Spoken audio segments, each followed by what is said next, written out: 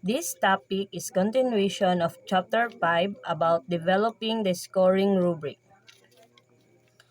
When to choose an analytic rubric? First, we have to know what an analytic rubric. Analytic rubrics are more common because teachers typically want to assess each criterion separately, particularly for assignments that involve a larger number of criteria. It becomes more and more difficult to assign a level of performance in a holistic rubric as the number of criteria increases. As student performance increasingly varies across criteria, it becomes more difficult to assign an appropriate holistic category to the performance. Additionally, an analytic rubric better handles weighting for criteria, which means these analytic rubrics are typically chosen by teachers when they want to assess each criterion separately. This is also useful for a teacher kung naa sila ipabuhat na activity sa students. Also, analytic rubrics allow for better handling evaluation for students' performance. Ginagamit ang analytic rubrics kung kailangan hatiin ang isang gawain. Example, group project. Maghatag ka criteria na dapat makita si collaboration, creativity, problem solving. This activity helps students to understand their strengths and weaknesses for better improvement. When to choose a holistic rubric? First, what is holistic rubric is? Holistic rubric tends to be used when a quick or gross judgment needs to be made. If the assessment is a minor one, such as a brief homework assignment, it may be sufficient to apply a holistic judgment. Check, check plus or no check, to quickly review student work. But holistic rubric can also be employed for more substantial assignment.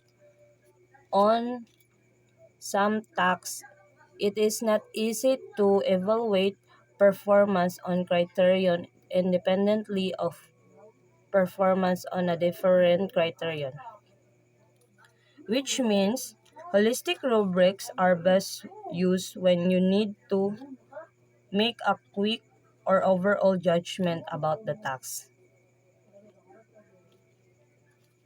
How many levels of performance should I include in my rubrics?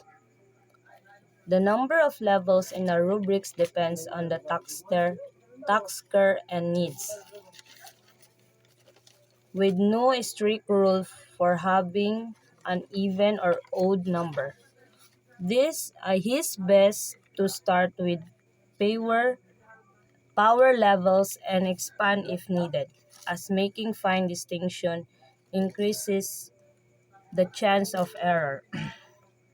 For example, in oral presentation rubric, amount of eye contact might be an important criterion because the way mag-answer si students or magstorya, naagyo siya eye contact to the teacher para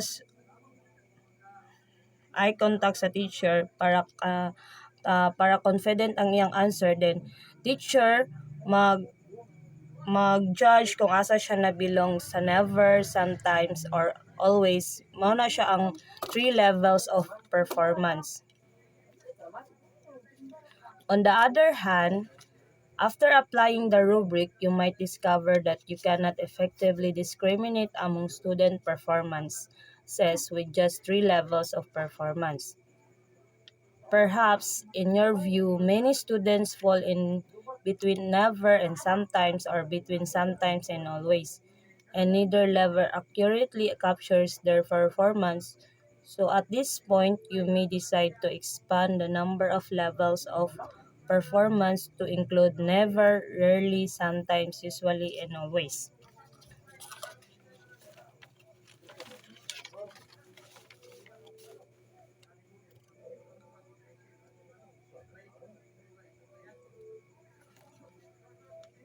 diri kay dili lang siya nakafocus sa 3 level. But also nadagdagan lang siya og rarely and usually para mas effective ang student performance. Then dagan pod mapilian si teacher kung asa siya nabilong sa iyang mga answer. There is no right answer as to how many levels of performance there should be for a criterion in analytic rubric. That will depend on the nature of the task assigned, the criteria being evaluated, the student involved in your purposes and preferences.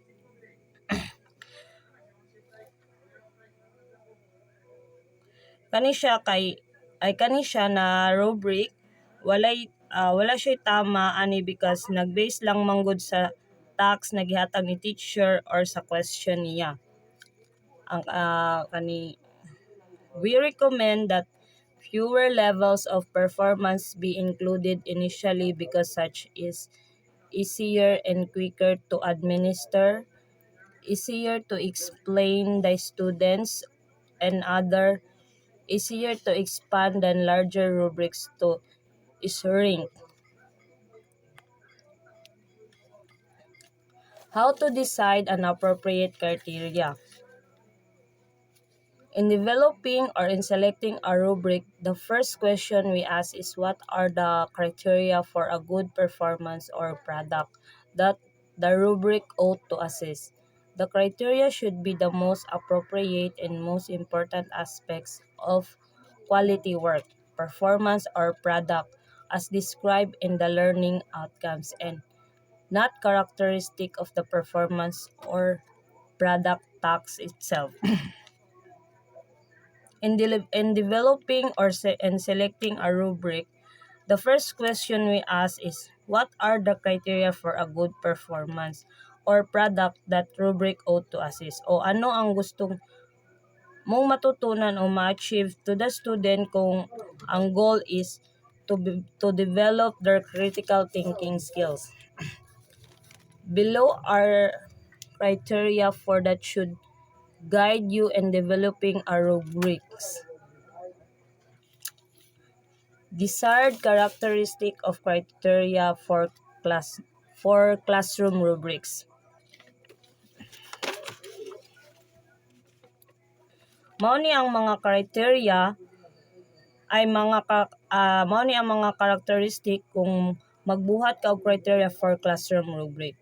First characteristic is appropriate. Each criterion represents an aspect of a standard, curricular goal or instructional goal of objective that students are intended to learn. Kung moingon tag appropriate, which means ahom siya sa student naghihimo nimong rubric sa ilaha. Definable. Each criterion has a clear, agreed-upon meaning that both students and teachers understand. Observable. Each criterion describes quality and the performance that can be perceived, seen, or heard usually by someone other than the person performing. Next is distinct from one another. Each criterion identifies a separate aspects of the learning outcomes the performance is intended to assess. Complete. All the criteria together describe the whole of the learning outcomes the performance is intended to assess. Able to support descriptions along a continuum of quality. Each criterion can be described over a range of performance level.